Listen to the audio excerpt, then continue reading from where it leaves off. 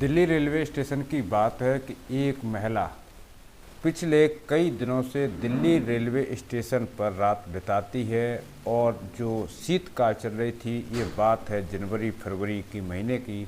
ये बात है कि एक बहुत ही खूबसूरत महिला दिल्ली रेलवे स्टेशन पर अगर 10 रात बिताती है, अचानक पुलिस वाले उसके पास जब जाते हैं तो वह पूरा हाल बताती है। दरअसल वो महिला कौन थी और 10 रात और 10 दिन वह दिल्ली रेलवे स्टेशन पर क्यों पड़ी रही, क्या इसका रीज़न था।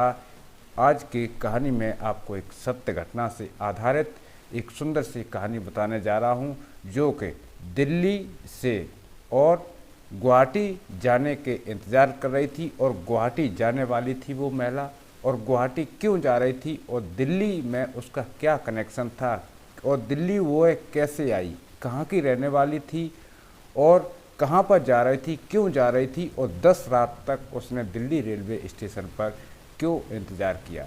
वीडियो में आगे बढ़ने से पहले आप सभी साथी भाइयों से नम्र निवेदन है, यह कहानी आपको पसंद आए तो चैनल को सब्सक्राइब करें, बेल आइकन को ऑल पर ज़रूर प्रेस कर दें, जिससे कि आने वाले हर वीडियो की अपडेट आप तक पहुंचती रहे। दोस्तों, दरअसल बात है ये जनवरी 2024 यानी 2 माह से एक लड़की जिसकी उम्र लगभग 19 से और 25 साल के बीच में थी, अगर 10 दिन तक एक ही जगह पर अगर एक स्त्री किसी का इंतज़ार कर रही है तो वहाँ पर कंटिन्यू जो रहने वाले लोग हैं उनके भी कान खड़े हो जाते हैं। आखिर 10 दिन से ये महिला इस रेलवे स्टेशन पर क्या कर रही है। उस जिस महिला का इंतज़ार एक व्यक्ति भी करता था, लेकिन फिलहाल जानते हैं कि महिला का नाम खुशबू था। खुशबू आसाम की रहने वाली थी, जिसकी उम्र लगभग 23 वर्ष थी। 2 साल पहले ही उसकी एक बिहार के रहने वाले युवक के साथ में शादी हुई थी, जिसका नाम सुरेश था।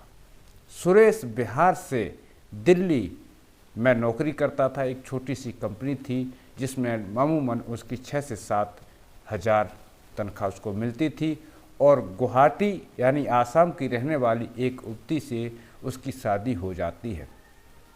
अब इन दोनों का मिलाप कहाँ से शुरू हुआ, तो आपको बता दूं कि कानपुर में एक SN के नाम की गुटखे की फैक्ट्री है, जहां पर ये दोनों कार्य कर रहे थे। उस फैक्ट्री में ये पिछले कई महीनों से जब कार्य कर रहे थे तो वहाँ पर सुरेश और खुशबू की मुलाकात हो जाती है और ये काफ़ी दिनों तक ये मुलाकात एक प्यार के रूप में बदल जाती है। उसके बाद में दोनों हंसी खुशी से शादी कर लेते हैं। अगर बात करूं तो गुटखा फैक्ट्री की इनकी सैलरी 3 से 4 हज़ार रुपये मिलती थी और जिसमें इनका गुजारा नहीं हो पाता था। इन्होंने तय किया कि हम दिल्ली में एक कंपनी है उसके अंदर जॉब करेंगे चल के, तो लगभग 8 से 10 हज़ार रुपये सैलरी मिल जाएगी, तो दोनों की सैलरी को मिला करके लगभग 20 हज़ार रुपये बनेंगे, तो अच्छा खासा वहाँ पर अपना पैसा बनने लगेगा। और ये दोनों कानपुर से नौकरी छोड़ करके दिल्ली चले जाते हैं और वहाँ जा कर के ये एक दूसरे के साथ में शादी कर लेते, यानी प्रेम विवाह के बंधन में ये दोनों फंस जाते हैं। कुछ साल तक ये सही चला और ये जो शादी हुई थी 2019 में ये दोनों आपस में शादी करते हैं। कुछ ही वक्त बीतता है, दोनों में आपसी झगड़े होने लगते हैं। जब आपसी झगड़े होने लगते हैं तो इधर लड़की बोलती है कि मैं अपने घर चला जाऊंगा और लड़का बोलता है कि मैं भी अपने घर चला जाऊंगा, लेकिन इन दोनों को समझाने वाला कोई भी व्यक्ति सामने नहीं था।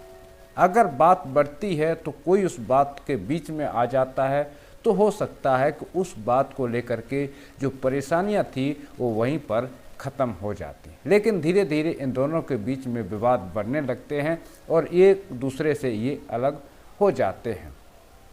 कहने का मतलब ये है कि बात यहाँ तक आ गई कि जो खुशबू नाम की लड़की थी, जो सुरेश के साथ में शादी की थी, वह अपने मायके जाने के लिए तैयार हो गई।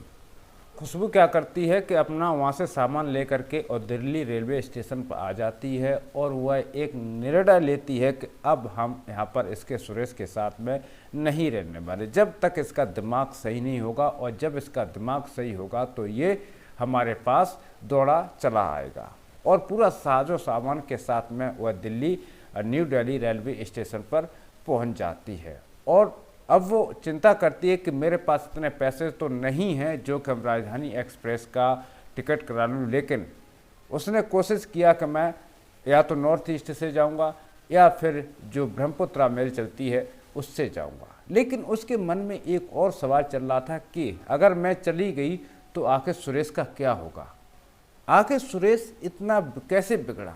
ये सब बातें उसके दिमाग में चल रही थी। क्या अभी भी सुरेश मुझे चाहता है? अगर सुरेश मुझे चाहता है तो अवश्य वह ढूंढते ढूंढते न्यू दिल्ली रेलवे स्टेशन पर आएगा। इसी सब बातों का इंतजार करते हुए वह पिछले 10 दिनों से दिल्ली रेलवे स्टेशन पर सुरेश का इंतजार कर रही थी। लेकिन ये खुशबू को भी नहीं मालूम था कि सुरेश वहाँ पर आएगा या नहीं आएगा। अचानक बात कुछ इस तरह से बनती है कि दिल्ली रेलवे स्टेशन पर जब ये युवती सुरेश का इंतजार कर रही थी, उसी वक्त आरपीएफ के एक जवान ने आकर के खुशबू से पूछा कि आप यहाँ पर क्या कर रही हैं? मैं आपको कई दिनों से आपकी एक्टिविटी को देख रही हूँ। इधर खुशबू बोलती है कि मैं अपने पति का इंतज़ार कर रही हूँ, जो कि उसने बोला था कि आप दिल्ली चलो और मैं वहाँ पर रेलवे स्टेशन पर पहुँचता हूँ।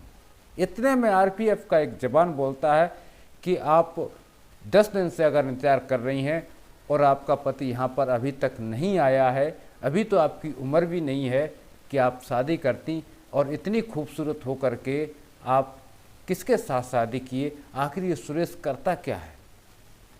लड़की बोलती है कि सुरेश एक छोटी सी फैक्ट्री में काम करता है जहाँ पर उसकी सैलरी 7,000 रुपये है, और मैं आसाम की रहने वाली हूँ और कानपुर SN के गुटखा फैक्ट्री में हम दोनों नौकरी करते थे। वहाँ पर हम दोनों की जान परिचय हुई और दोनों में प्यार हुआ, और ये जो प्यार है शादी के रूप में बदल गया। लेकिन इत्तेफाक की बात यह है कि खुशबू के कोई भी अभी तक बच्चा नहीं हुआ था। इतने में आरपीएफ का जवान बोलता है कि हमारी भी जो फैमिली थी, यानी जो हमारी मिसेज थी, वह पिछले साल ही कोरोना के चलते गुजर गई है। अगर आप चाहो तो हमसे शादी कर सकती हो। इतने में खुशबू के मुंह में पानी आ जाता है कि वाह, अगर एक गया दूसरा हमारी ज़िंदगी में आया, लेकिन एक से एक बड़ा धमाका होने वाला है।